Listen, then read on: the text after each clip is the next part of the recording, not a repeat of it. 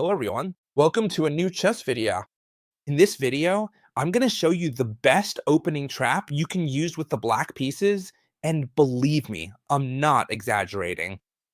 You can use this trap whether your opponent plays the king's pawn, that is e4, or the queen's pawn. And since these two are the most popular moves in chess, you'll be able to use this opening trap in 99% of your games. So come on, let's get started. What happens if they start with the king pawn? How should I respond? It's very simple. We're going to use the Alekhine defense, knight to f6, a defense that's not very popular. Things are already looking good from the start. It's even better with the black pieces. You can play it against the king's pawn and the queen's pawn, which is great. And on top of that, it's a defense that isn't used very often. So far, everything's perfect, but don't worry, it's only going to get better. We're threatening the pawn, that's obvious. The most logical and best move here for white is, without a doubt, to advance this pawn. They turn the weakness into a threat. Now they're threatening this knight, chess teacher, where should I put it? Remember, well, you should place the knight next to the pawn. Alright, now we've moved the same piece twice, which is not recommended at all, and we're letting our opponent take over the center. Very good move, but don't worry, our trap is right there. Now, the theoretical move in the Alekhine defense would be d6, but we're not going to follow theory. Instead, we're going to play the opening trap. Besides, this opening trap works really well. We're going to play this pawn to b5. A move that looks very strange. Your opponent might think, let's see, I've got a really bad opponent. If he's leaving this pawn, he's giving me the center. Well, once you play this trap, your opponent might take the pawn, or maybe not. Let's see what happens if they capture this pawn, which at first glance seems like a really good move. What we want to do with this is gain the initiative. And now we're going to continue with this wonderful move here, c5. An extremely good move. What are we doing? Threatening pawn takes pawn. But here, a lot of people will say, come on, chess teacher, you're going crazy. You just gave away a pawn, and now you're giving away another one. They might take it, or they might not. First of all, what happens if they get greedy and take the pawns? That's what I see most often. When I give my opponents a pawn, they take it to see what happens. Careful, because here we're opening up the lines to place our queen on a 5. Queen to a 5, check, and I'm going to take the bishop. So watch out for this trap, because you always have to be very careful about placing your queen on this diagonal here. Should you play queen to 5 now? Yes. Even though we're putting pressure on the bishop and our opponent is threatening our knight, we absolutely still have to do it. Let me show you how it would continue. Queen to 5, check, and we take the bishop. How can they block this check? They have a lot of ways. For example, if they block in front with bishop to d2 or knight to d2, that would be a very bad move, because we simply take the bishop and the queen is no longer attacking the knight. So they can't put any piece in front of the king and in front of the queen, right? If they play knight to c3, that would be a huge mistake, because we would win a piece after knight takes, pawn takes, and now the knight is no longer being attacked. So we would take the bishop for free. And not only that, but our opponent would have 3 doubled pawns, which would be a really bad structure. So here, you can't play knight to c3 to block the check. What should white play? I'm sure many of you have guessed it. c3. c3 to block the check, and if we take the bishop, our opponent could capture our knight. So how should we continue? Well, it's very simple. We take the bishop. If our opponent takes our knight, it's true that we're down 2 pawns, but now we play bishop to b7, attacking the queen, and you can see what happens, right, ladies and gentlemen? Wherever the queen decides to move, our response will be to play bishop takes b2, and then we're going to successfully capture this rook over here. So now we're down a pawn, that's true, but we're going to win the rook, no matter what they do. For example, if here they decide to play, just saying, right? It really doesn't matter to us. If they try to threaten our queen, that would actually be even worse. If they move anything up, like bishop to d2 or something, we just take the rook. But if they try to threaten our queen, it would actually be even worse because they let us come in here with check, the king would have to escape, and now we would take the rook. We'd be up a rook. Well, first here, obviously we would trade queens, right? Because they're threatening our queen. We trade queens and take the rook. Here, we'd be up a rook, but not only that, the king is already moved, so it can't castle. We're going to develop the bishop and castle. These pawns will be really easy to capture, and we'll have a tremendous advantage. So what do you think? Does this chop look good or not? Well, hold on, because it gets even better. We've seen what happens if they play the king's pawn, right? But what happens if they play the queen's pawn? How can we continue? So right from the start, we're going to make this awesome move, e5. And a lot of you might say, what a bad move. Again, you're giving your opponent the center so they can take over the whole board. Plus, they're attacking our pawn with the bishop, and there's no way this can be good. But don't worry, because we're going to end up in an almost identical situation. By the way, I'm also preparing a trap with the white pieces that's going to blow your mind. And let's do a challenge. If this video gets 400 likes, I promise to upload it as soon as possible. So it's in your hands. All right, now they're threatening this pawn. Should we defend it? No. We should keep playing the knight over to the f6 square, so that if they decide to capture our unprotected pawn, we simply recapture their important central pawn in return, and we would have made a very favorable exchange, since they took a side pawn that is not nearly as valuable for a central pawn that is worth a whole lot more. But of course, here our opponent might realize that there's a way to win this pawn completely for free.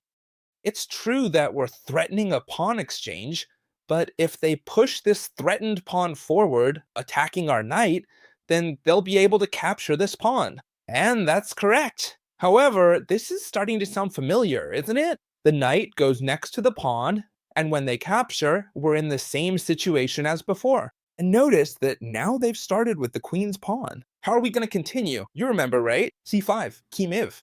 We saw that if they captured, we played queen to a5. Do you remember? We just saw it. But chess teacher, what if they don't capture my pawn? That's obvious, isn't it? It could be, for example, that when we attack this pawn, they defend it with c3, which is a more than reasonable move. White has an extra pawn, and now they're defending their structure. But don't worry, because here, all you have to do is pawn takes pawn. Remember this well. And now, again, queen to a5. Notice that now we're threatening the same thing again.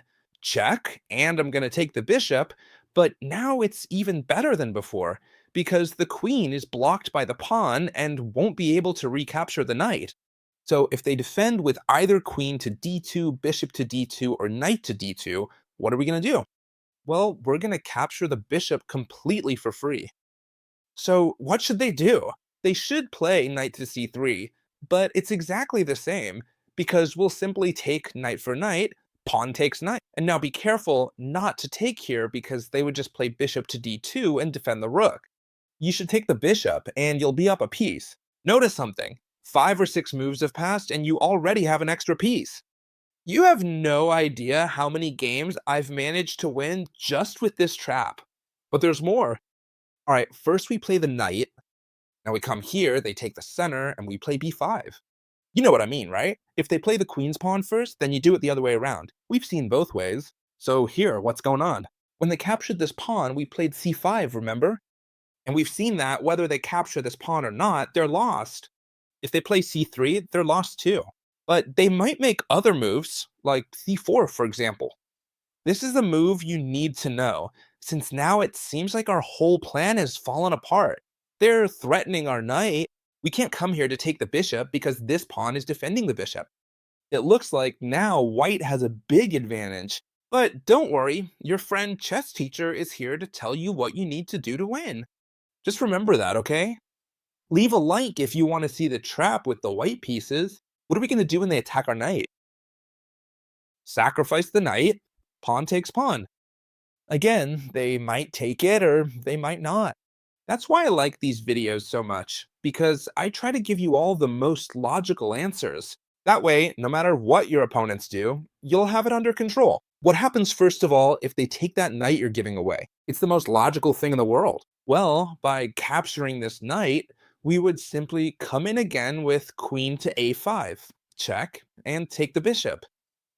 As you can see, no matter how they block, we're going to capture the bishop. For example, bishop to d2, queen takes bishop. We have the same material, right?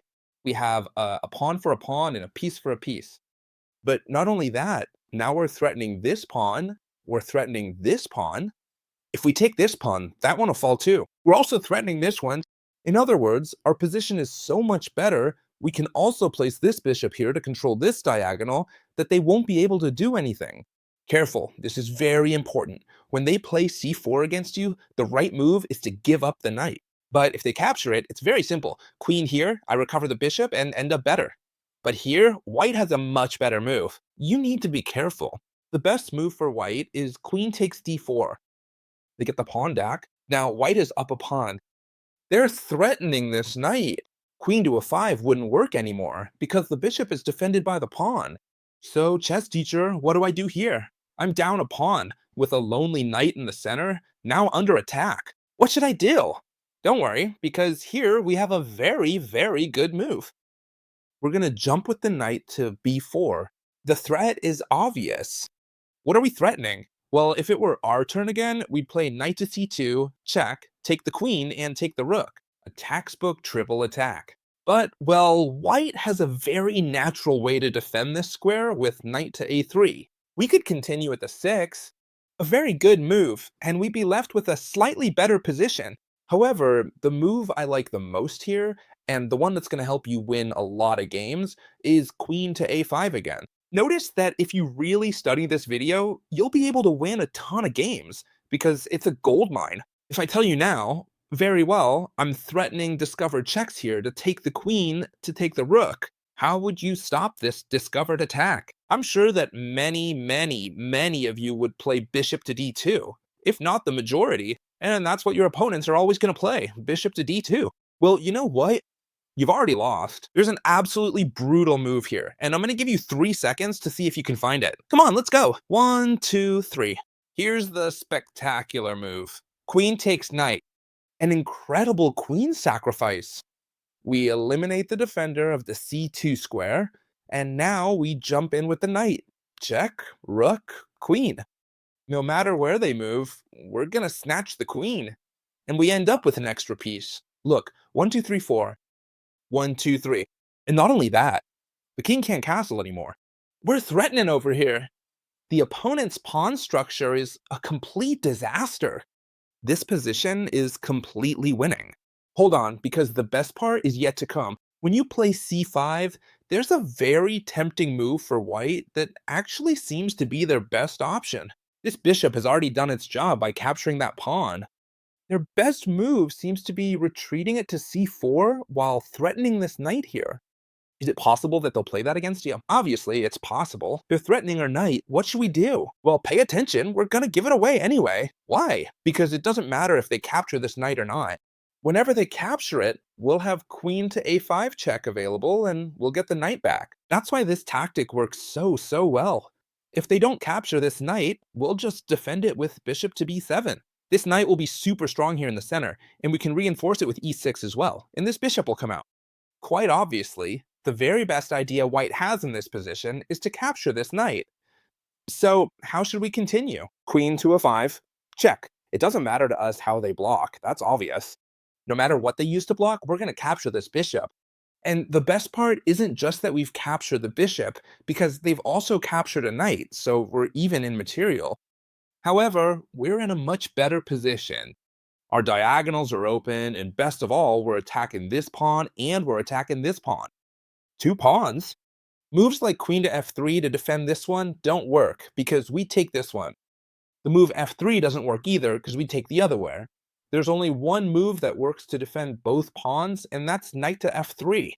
I love that our opponent only has one possible move. That way, we know for sure which move they're going to play if they don't want to lose immediately. And when they play knight to f3, we have a wonderful move that gives me chills. Bishop to a6. This move is responsible for keeping the king in the center. You see it? Now they won't be able to castle because this bishop blocks castling. And not only that, but I checked what the most common move in this position is, and it's c3. That means white doesn't realize what we're really threatening with bishop to a6. The move is queen to e4. Boom. Why? We're giving check, and notice that the king can't move. The bishop is there. So they're going to have to sacrifice material no matter what to keep playing. If they put the queen, it would be checkmate, right? So they absolutely have to put the bishop. But notice that this position is obviously falling apart. We're going to capture this bishop. Then when they recapture, we'll take with the queen, giving check. This position is going to be absolutely terrible and will almost certainly end in checkmate, one way or another. Careful, careful, careful, careful. White has a winning line, but it's a line that's practically impossible to find. Here, we've seen that the correct move was bishop to c4. And what were we going to do? Remember, they're threatening our knight, and we actually want to give it away. Why? Because we always have the tactic of queen to 5 check, and we get the piece back. You remember, right? Very good. Well, I can assure you that no one is going to find this move, because there's only one move that wins, and it's extremely hard to find. Do you know what the move is?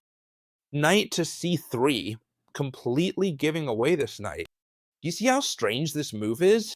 But I still want to tell you how you should play if your opponent finds the right move, just in case, so you'll be well prepared after watching this video. You want to give me the knight?